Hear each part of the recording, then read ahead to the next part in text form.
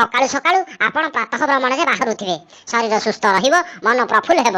କିନ୍ତୁ ଆମ ଗାଁ ମାଇପି ସକାଳୁ ଉଠି କୋଉଠି ହୁଡ଼ାରେ ହଉ ନହେଲେ କାହା ବିଲରେ ଝାଡ଼ା ବସି ପୋଖରୀରେ ଗାଧେଇବା ପାଇଁ ବାହାରିଲେ।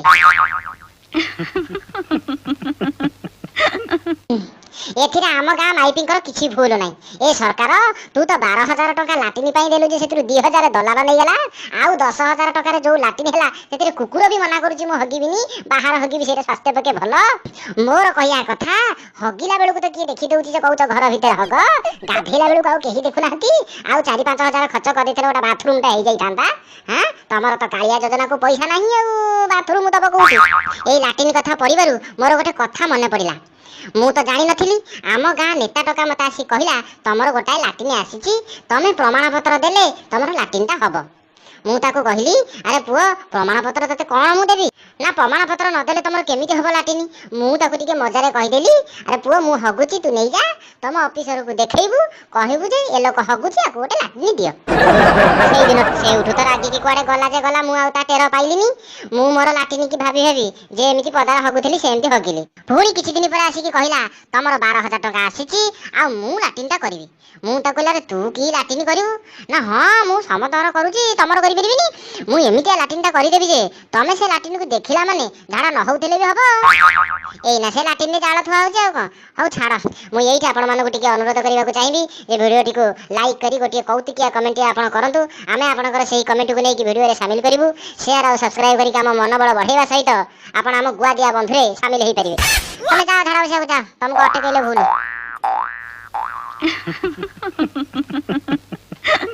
ଏହି ମହିଷୀ ମହିଳାମାନେ କେବଳ ଝାଡ଼ା ବସି ଗାଧୋଇବାକୁ ଯାଉନାହାନ୍ତି, ସବୁ ମହାଭାରତର ସୃଷ୍ଟି ଏଇ ଗାଧୋଇବା ତୁଠରୁ ହିଁ ଆରମ୍ଭ। କେମିତି ଦେଖନ୍ତୁ କାଲି। ମୁଁ ସତ କହୁଛି, ମୁଁ ତମକୁ ବହୁତ ଭଲ ପାଏ। ହେ ହେ ହଳଦୀ ନାନୀ, ହଳଦୀ ବୋଉ, ରହଲୋ ରହଲୋ, ଆଲୋ କୁଆଡ଼େ ସାଡ଼େ ମାଡ଼ି ଯାଉଛୁ? ତୁ ଆମର ଗାଧେଇକି ଆସିକି ଚା ଜଳଖିଆ ଖାଇବା ମଣିଷ, ହଁ? ତୁ ସେ କୁଡ଼ିଆ ଆଡ଼େ କୁଆଡ଼େ ମାଡ଼ି ଯାଉଛୁ? କିଏ କାହାର କୋଉଠି ଭଲ ପିଆ ପିଇ ହେଲେ ଯାହାର ସେଠି ନଜର। କିନ୍ତୁ ତମ ଗାଁ ଲୋକ କଣ କହିବେ? ମୁଁ କୋଉ ଲୋକକୁ ଡରିନି, କିଏ ମୋର କଣ କରିବେ? ତାହେଲେ ତମେ ମତେ କଥା ଦିଅ, ମତେ ଛାଡ଼ି କୁଆଡ଼େ ଯିବନି। ଦେଖୁନ କାହା କଥା ସେ ଶୁଣିଲା? ନାନୀକି ଯେତେ ମନା କଲେ ସେ ମାନିବ? କବାଟରେ କାନ୍ଥ ଲଗେଇ ଦେଲା ନା ଆଉ। କିଏ କୋଉ ଅସଂଯତ ଅବସ୍ଥାରେ ଥିବ, ଆମର କଣ ଦରକାର ସେଥିରେ ମୁଣ୍ଡ ପୁରେଇବା? ହଁ, ମତେ ଲାଗୁଛି ଆଜି ଅଶୋକବନ ଛାରଖାର ହେଇଯିବ। ଦେଖାଯାଉ ଆଗକୁ କଣ ହଉଛି। ହେଇଟି ନାନୀ, ଶୁଣିଲୁଣି ତି? ମୁଁ କହୁନଥିଲି ଅଶୋକବନ ଛାରଖାର ହେଇଯିବ? ଦେଖ ଦିଆସିଲି ମରା ହେଲା, ଆଉ ଏଇନା ପୋଡ଼ି ପାଡ଼ି ଯିବ ତାଙ୍କ ସଂସାର। ଆଉ ଶୁଣିଲୁଣି ତି? କଣ ବା? ଆମ ସଂଗ୍ରାମ ଭାଇ ନୁହେଁ, ହଁ, ଗୋଟେ ଫୁଲ ବୋଲି ମାଇକିଆ ଆଣି ରଖିଲା।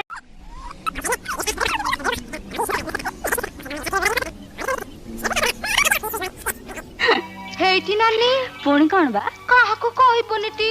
ନାଇଁ ନାଇଁ, ନାନୀ କାହା ଆଗରେ କହିବ? ନାନୀ ସେ ଭଳିଆ ଲୋକ, ନାନୀ ପରା ତୋ ସାଙ୍ଗେ ଏଗ୍ରିମେଣ୍ଟ କଲା। କୋଉ ହିସାବରେ ସେ କାହା ଆଗରେ କହିବ କହିଲୁ? ହେଇଠି ନାନୀ, ସଂଗ୍ରାମ ଡ୍ରାଇଭର ନୁହଁ, ଫୁଲ ବୋଲି ଗୋଟେ ଟୋକି ଆଣି ରଖିଛି।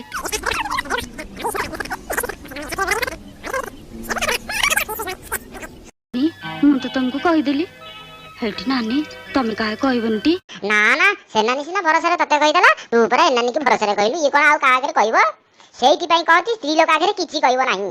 ମଣିଷ ମାରିକି ଆସିବ ପଛେ ମାଇପକୁ ମିଛ କହିବ, ନହେଲେ ଜେଲ ଯିବାକୁ ବେଶୀ ସମୟ ଲାଗିବନି, ମନେ ରଖିଥାଅ। ଆଲୋ ସଂଗ୍ରାମ ଡ୍ରାଇଭର, ହଁ, ଗୋଟେ ଝିଅକୁ ନେଇ ଘରକୁ ଆସିଲା ଦିନଠୁ ସିଏ ଆଉ ଘରୁ ବାହାରୁ ନାହିଁ ଲୋ। କାହିଁକି ଘରୁ ବାହାରିବ ଲୋ? ସେ ପରା ଏକୁଟିଆ ଘରେ ଶୋଇଲା ବେଳେ ଡର ଲାଗୁଛି ବୋଲି ଗୋଟେ ଝିଅକୁ ଆଣିକି ପାଖରେ ଶୁଆଉଛି। ସେ କାହିଁ ଘରୁ ବାହାରିବ? ସାରା ସତରେ ଆଖିରେ ଦେଖିଛି, କିଏ ବିଶ୍ୱାସ ନ କରିବ କହିଲେ ୟା କଥା?